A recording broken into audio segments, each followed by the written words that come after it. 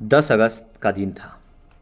कुछ 10-11 बजे होंगे और हम सभी ने ऑलमोस्ट देश के अधिकतर लोगों ने अपने अपने सोशल मीडिया पे एक पोस्ट लगाया था। कोलकाता की पोस्ट थी, एक प्रशिक्षु महिला के रेप मर्डर का मामला था। सबने स्टोरी पे लगाया, न्याय मांगा।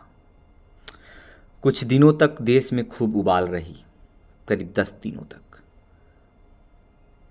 10 अगस्त को जब ये खबर पता चली तो उसके 3-4 दिनों तक, 10 दिनों तक खूब उबाल रही इस देश के अंदर। खूब कोसा गया वहाँ की सरकार को, वहाँ की पुलिस को, वहाँ की व्यवस्था को, देश की न्याय व्यवस्था को, सोशल मीडिया के माध्यम से। कोलकाता में खैर देश भर में डॉक्टरों ने खूब मार्च निकाला। उसके बाद देश भर में तो नहीं, लेकिन कोलकाता में अभी वहाँ के उनके जो डॉक्टर साथी हैं उन बैठे हुए हैं। लेकिन हर बार की तरह न्याय मांगते मांगते इस देश के लोग ठंडे पड़ चुके हैं। फिर से भूल चुके हैं कि आरजीकर महिला कॉलेज में किसी प्रशिक्षु महिला के डॉक्टर के साथ कुछ हुआ था। आज 100 दिन पूरे, कल माफ़ करिएगा, कल 100 दिन पूरे हो गए और इस मौके पर पीड़िता के माता पिता ने अपने आवास से 100 मशालधारियों और साइकिल सवारों को रवाना किया मार्च के लिए। इस दौरान उन्होंने कहा कि हमें अभी भी न्याय की उम्मीद है, हम अभी भी न्याय की मांग करते हैं। पर सवाल ये है कि इस केस में क्या अब तक न्याय पीड़िता को मिल पाया है, या फिर बस राजनीतिक रोटियां सेकने के लिए टीएमसी, भाजपा और अन्य सभी पार्टियों ने खूब राजनीति की।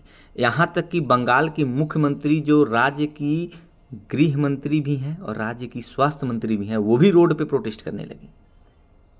लेकिन अब सवाल ये नहीं है, सवाल ये है कि इन सब के बाद क्या न्याय मिला पीड़िता को? नहीं मिला। हम भूल भी गए, क्योंकि अब काफ़ी वक्त हो चुका था ना। हम अपने राजनीतिक परिदृश्य से निकल करके अब कितना एक ही मुद्दे पे बोलेंगे। हम राजनीति तो करनी ही थी, और राजनीति करने के बाद जो राजनीति उनके समर्थक थे, जो पार्टियों के समर्थक थे, वो बस 2-4 दिनों के लिए लगा चुके थे, उसके बाद वो भी भूल गए।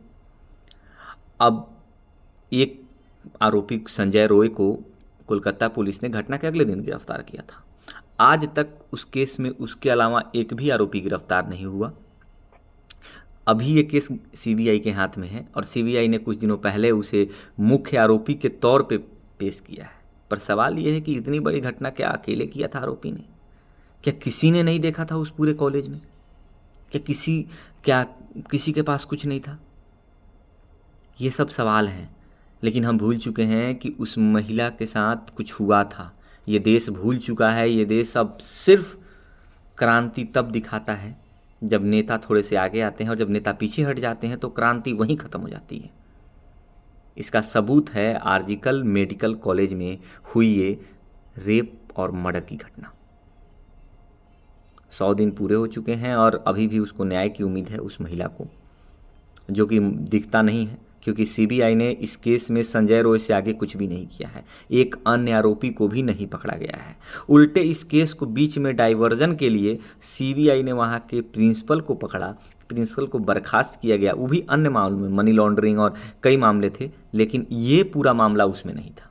इसमें एकमात्र आरोपी संजय रॉय, जो गिरफ्तार हो चुका था अगले दिन ही, उसके अलावा आज तक कुछ नहीं हुई है।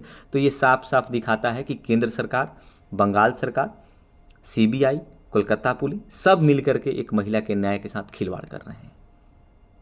धन्यवाद।